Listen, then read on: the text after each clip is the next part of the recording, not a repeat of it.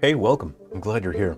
My name is Jarrell. I'm a human being, and I want to discuss today one of my favorite game franchises of all time that is quite niche. It's very underrated. When I was a kid, basically nobody talked about this at school, but it's one of the coolest things, and it's from an era of gaming where gaming was very experimental. Developers, not just in terms of how they were making games, but it was the concept process. It's how we thought of games, what games could be. They were often games that carved their own paths, and what we have over the past 12 to 14 years or so is a formula-based game industry where games basically just copy one game. Oh, this one particular game was popular, Rogue was popular, let's just copy it, let's keep doing the same thing over and over again, and everyone is striving to create the exact same thing over and over again, hoping for success.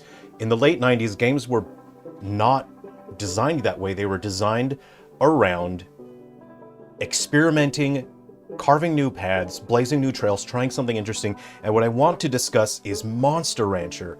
By a show of hands, has anyone heard of Monster Rancher? No? Oh, one of you. I see one of you over there.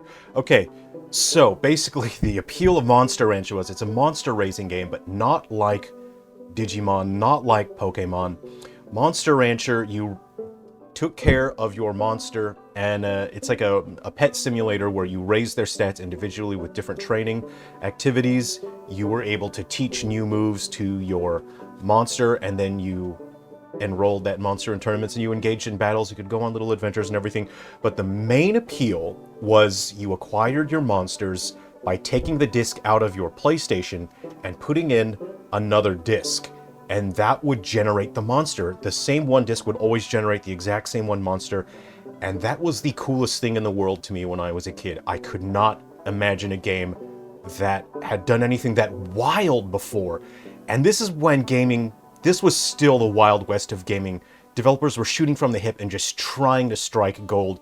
And I feel this is a game that absolutely struck gold, but barely anyone knows about it, barely anyone talks about it.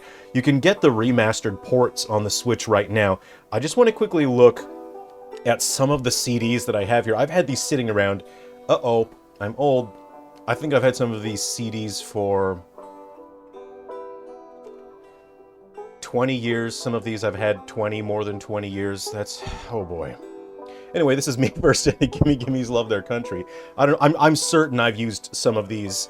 Oh, there's a bunch of blank ones here. Oh, look, I got Yellow Card, When You're Through, Thinking Say Yes. That's one of their newer ones. Oh, look, All American Rejects, When the World Comes Down. So a number of these, no, I've had these more than 20 years because my friends and I would drive around when we were in high school listening to these CDs. I've got Panic at the Disco, Vices and Virtues. That came after high school. Eagles, Desperado. I got a bunch of CDs here. Those are the burned ones, but you know what I've got? I've got Queen, Greatest Hits, and all of these would get you something different. You don't know what monster you would get. So there was a connection between you and the physical world and the game world, and it broke that barrier, the fourth wall that we know exists between us and fictional media, the media that we engage with. This made it feel like you were engaging with the game world, and it built a sense of infinity. Now, infinity factor is something that I consider when I'm developing my games, when I'm playing other games and enjoying them and I start analyzing them, I consider their infinity factor. How does the game present itself in a way that makes you feel that the content and the concept are limitless? And that has nothing to do with just randomly generating a stage, randomly generating items. That is a veneer. That is not a true infinity factor. Infinity factor is something on a deeper level. For example, in The Legend of Zelda Ocarina of Time, the way that items are distributed throughout the game, they're paced throughout, it makes you feel like you're constantly going to get more items. It makes it feel like maybe there's no limit. Your items can get changed out, your shields can change, your hookshot gets changed, you get magic items. So the game presents itself in a way that has a high infinity factor. And Monster Rancher, boy howdy, slap my tallywhacker, this game has the highest infinity factor I've ever seen in any game. It makes you feel like anything is possible. What else do I have here? Oh, this is my friend's band. My friends had a band. This Amnesty Pack, Between Pacific Coast, Scouts Honor, classic rock, Johnny Cash, Queen, Smokey, Kiss, Jim Croce. I don't know what all these are here. So when I was a kid, oh, here's a bad, oh, Vista install disc.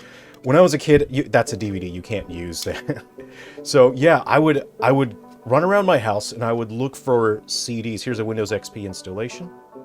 I would run around my house and I would just stockpile discs. So my summer of 1998 and 1999 was the kid version of me sitting on the floor, and there's just piles and piles of CDs all around me. And I wasn't that reckless. You know, we had a spindle, you know, and I would have set them on a spindle, but I'm grabbing CDs from here and there everywhere. And I have got to find out what monsters are on these CDs. If you had multiple save files on your memory card on your PlayStation, you could make your monsters fight each other. It was the coolest thing. Check the game out on Switch. I haven't purchased the remastered ports on Switch because I'm very busy with my work. And then speaking of that, I'm currently working on a game called Goobuddies. And you can see it running here on the Anbernic 405V. And this is an Android-based device. I will do an Android version of Goobuddies, but Goobuddies is my love letter to Monster Rancher. Monster Rancher allowed me to experience this sense of wonder and excitement and a sense of infinity, and I want to bring that same kind of excitement to a new generation of gamers. I'm not copying any particular formula, but I do want to make a game that is ranch style. So you raise your Goobuddies at a ranch. I think you can raise about like 35 at a time or something. You have different corrals. Of course, you have to build the corrals. You start with one. Each corral can have up to 5 Goobuddies in there, and the corrals have different elemental strengths and weaknesses, so they will boost your growth rate on your stats based on the element of the Goobuddy. There's 15 different elements. Your Goobuddies, you make them stronger by training one stat at a time with various training apparatuses. You can level up those apparatuses temporarily for the day so that the stat gains are even better. There's different activities, different ways to interact physically with your Goobuddies, and you can teach them new battle actions. You can gain new Goobuddies, and I wanted to build this with a sense of infinity, a high infinity factor. You get Goobuddies from blank Goobuddy eggs. There's no genetic data in a goo egg. You take the egg on an adventure, you expose it to wild goo baddies, you expose it to attacks during battle, and it picks up data from all those things around it, genetic code. It picks up things from that, and then the Goobuddy that hatches once it's ready to hatch, it will be a unique Goobuddy, unique for you, and it'll have unique mutations based on the adventure that you took it on and the things that you exposed it to. Okay, so the Kickstarter for Goobuddies is live now. If you want to support this game, I would really appreciate that, and you can support this game by sharing the Kickstarter campaign with your favorite content creators who cover monster games. If you know other gamers out there, reach out to them online, share the Kickstarter campaign. There are 79 Goobuddy species in the game right now, but I want to be able to add more. I need more time to spend on that. I have 52 more species planned. If the Kickstarter is a success, I can add at least 52 more, and I want to spend time creating a free version of the game that runs in the PC web browser that is totally free, no monetization, no ads whatsoever, no questions asked. There's no login. Just open the web page on your PC web browser and you can play the game for free. But something like that takes a fair bit of time from me to develop and maintain long term, and the Kickstarter will allow me to do that, and I just want to give people an awesome game. So I've been sharing some Goobuddy designs online, so those are in the shorts, and I'll keep sharing more of the Goobuddy species as well. And guys, I know what's up, right? In monster games, you want the cool monsters, you want the cool designs. I know what's up, and I want to deliver on that. I just want to make a bunch of cool monsters. You know, you raise these, build a party of 5, take on a bunch of battles, and the battles are missions that are totally different, and they're refreshed every hour, day, and week. There's different battles to take on, and it's like solving a puzzle. There's different strengths and weaknesses. Your party that works in one battle won't work at all in another battle, and it's just fun to constantly have new challenges, to keep creating new Goobuddies, experimenting with different strategies and building unique teams. Something like this to me is just insanely fun. This is my dream game. This is what I would absolutely love out of a monster raising game. So that's what I want to make for you guys.